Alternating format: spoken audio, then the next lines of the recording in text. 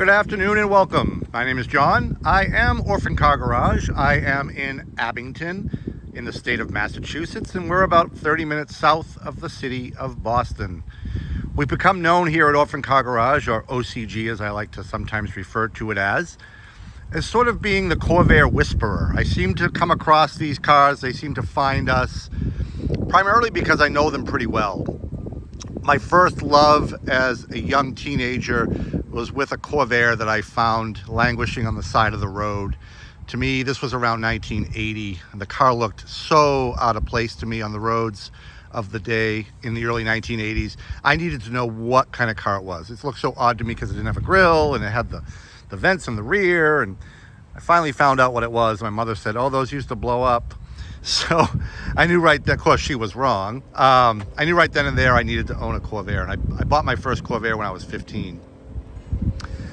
So because we're so proficient at finding these cars, we pride ourselves on finding the best ones. I don't buy rust, I don't buy cars that need restoration, because although these cars have come way up in value over the past few years, and if you don't believe me on that, you can check yourself. Values of these cars are finally getting recognized, but yet still on the affordable side of the classic car hobby, which is precisely why we like them here at Orphan Car Garage. They sort of fit our business model on top of everything else. But I only try to source the best ones. The car here in front of us certainly takes that spot. This is one of the finest late model Corvair coupes, late model Corvairs, or Corvairs in general, that we've had here at the shop for quite some time, and we've had some very nice ones. This one really takes the cake. This is a first year of the second generation. This is a 1965 Monza Coupe, obviously. 1965 was the first year for the major restyle of the Corvair, and said by many to even to this day to be an outstanding style. I believe it. I think the styling of these late model Corvairs holds up with cars that are on the road today, if not more so. This car presumably spent its entire life in the southern part of the United States, so was never exposed to any harsh winters, and I believe it. This car shows no signs of any serious previous bodywork. Original color by the code, this was called Mist Blue by Chevrolet. There are 3 options on the Fisher data plate that I have deciphered, and one of those, of course, being the Power Glide automatic transmission, which this car is so equipped with. Right there, the dash mounted shifter. The second code on the plate is for a padded dashboard, which this car does have from the factory. And the third code on the data plate, which this car also still sports, is tinted glass. This car is tinted glass all the way around from the factory. Again, sort of laying some truth to the fact that this car probably spent its entire life in the southern part of the United States. That tinted glass would help with the sun heat inside the vehicle.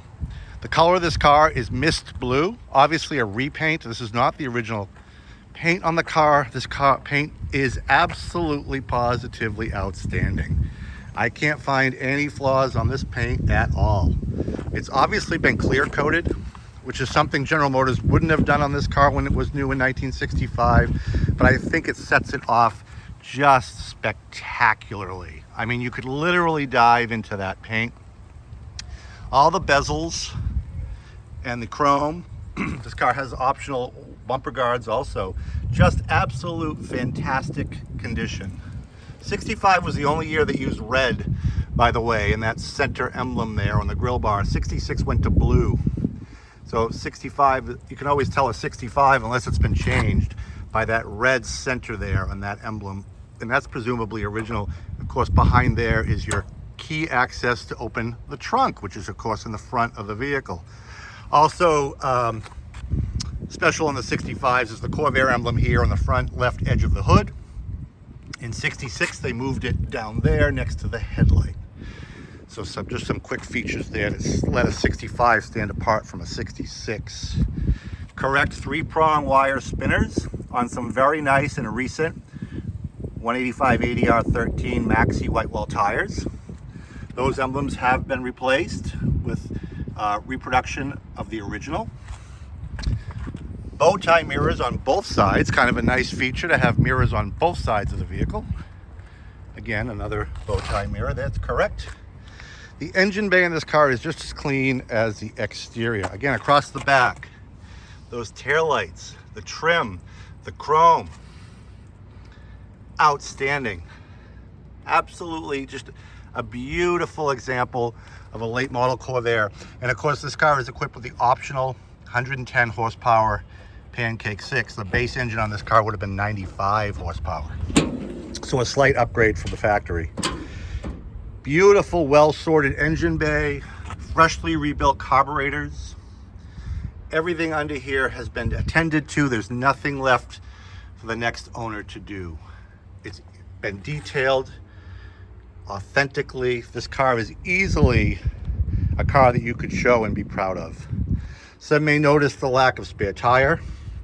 I am going to source a replacement spare tire for this vehicle before it's sold to its next owner.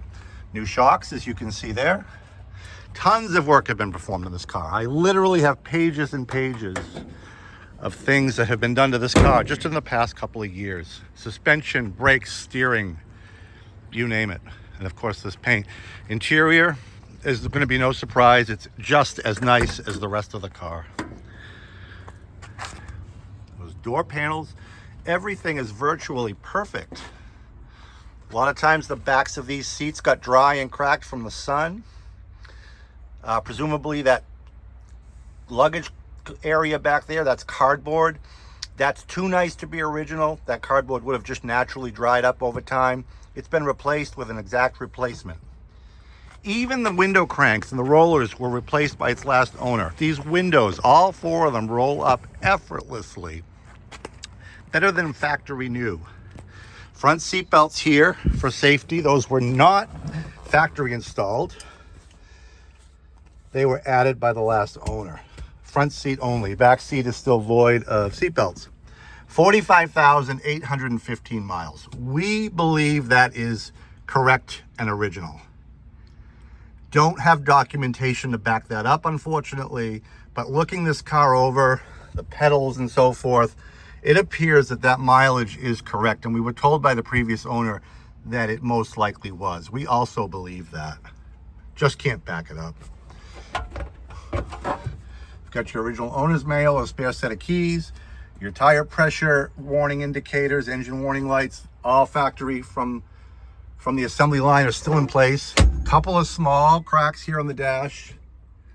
Full transparency with us. I want to show every little thing. That probably could be repaired pretty easily with some vinyl repair. No clock, AM radio. A lot of static comes out of that radio, but I can't get it to play any stations. The heat works, the wipers work. This car has 1-speed wipers, not 2. That was an option. All the lights work. I'm going to start it up for you now. Starts right up like that every time.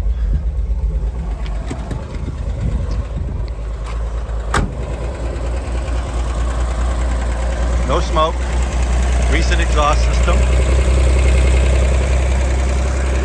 These cars have a fun burble to them when they go down the road.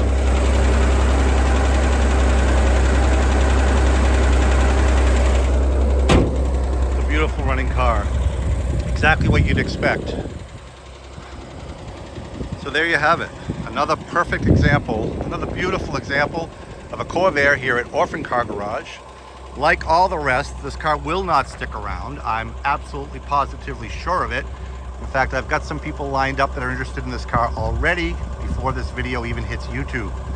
Orphan Car Garage pricing, and you can't restore this car for this price, so don't try to buy one and think you can get it restored with tons of rot and rust and deteriorated paint and ripped seats. It's just not worth it. Buy one like this, spend the money, and enjoy it on day one. $16,900 for this 1965 Chevy Corvair Monza Coupe, only here at Orphan Car Garage.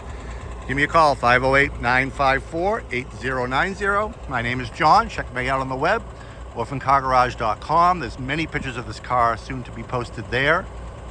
Subscribe to us here on YouTube, of course, because if you miss out on this Corvair, I'm going to do my best to find another one.